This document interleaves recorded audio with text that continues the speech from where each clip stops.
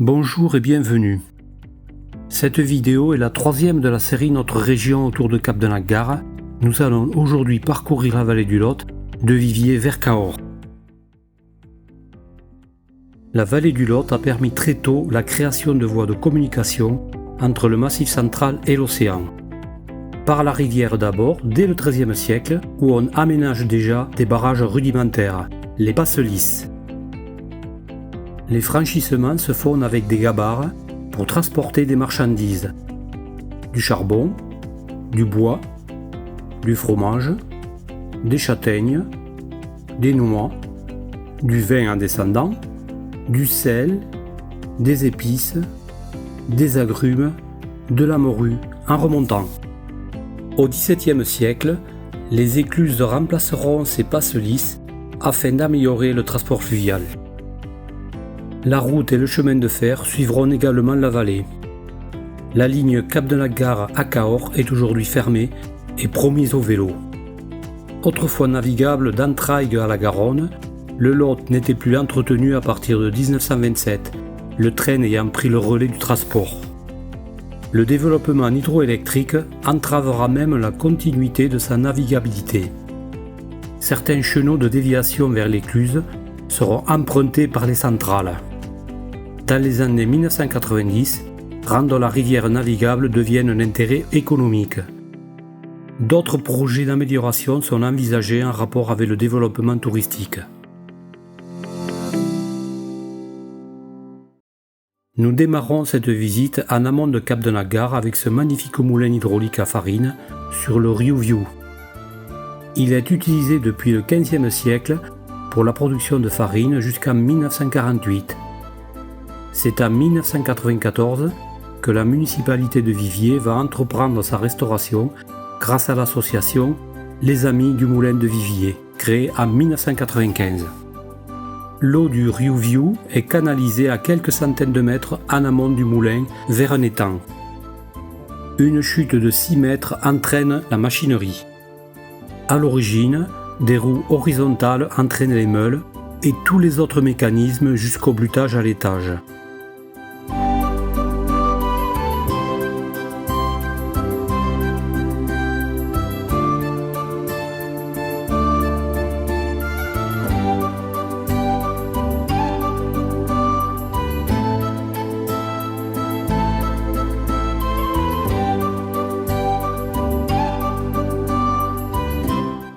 Par gravité, la farine triée suivant sa qualité tombe au rez-de-chaussée dans des sacs.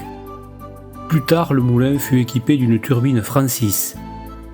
Au début du XXe siècle, l'entraînement a été réalisé par une machine à vapeur, puis un moteur électrique.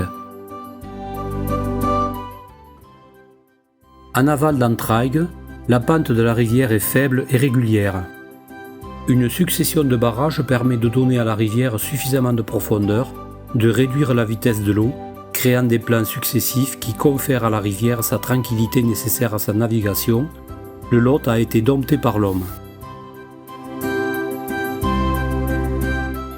À chaque barrage, une écluse a été aménagée afin que les bateaux puissent passer.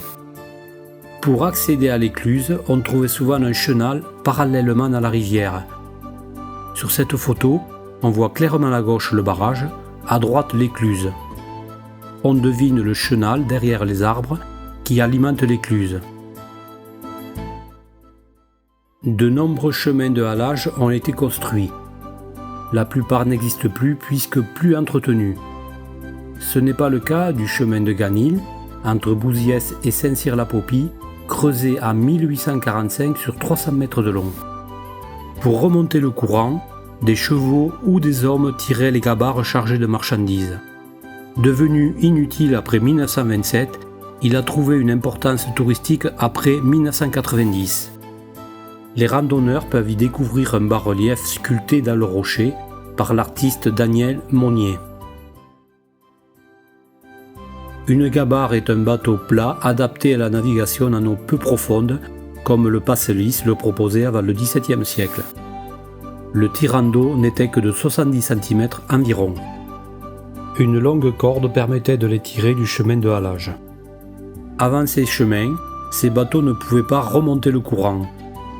On les construisait en amont pour les démolir en aval après livraison de la cargaison.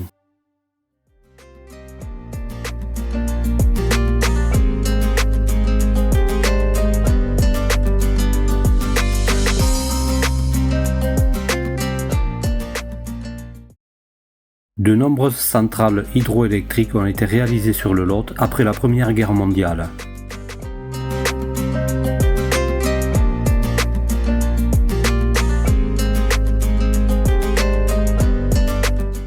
La faible pente sur le bassin aval du Lot, après Entraigues, ne permet pas de construire des centrales barrages avec stockage de l'eau.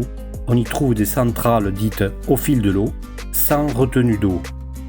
Elles utilisent le débit de la rivière tel qu'il se présente. Parmi toutes ces centrales, voici celle de Cajarc, mise en service en 1947.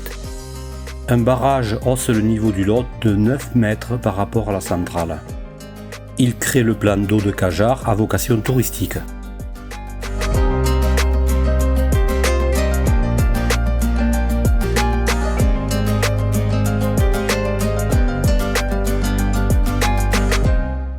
Dans une dérivation de la rivière, un tunnel de 370 mètres de long, jadis utilisé pour la navigation, alimente en eau la centrale.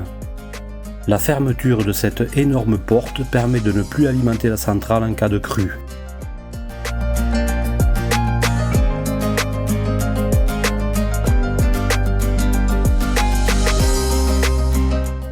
Avant la construction de cette centrale, les bateaux passaient par cette double écluse. Aujourd'hui plus utilisée, elle sert d'évacuation des eaux du réservoir. 3 turbines assurent une puissance de 9 MW, soit environ la consommation annuelle de 13 000 personnes. La vallée du Lot possède de nombreux sites et villages pittoresques, riches d'un patrimoine exceptionnel. En voici quelques-uns sur ce tronçon de Cap de la Gare vers Cahors.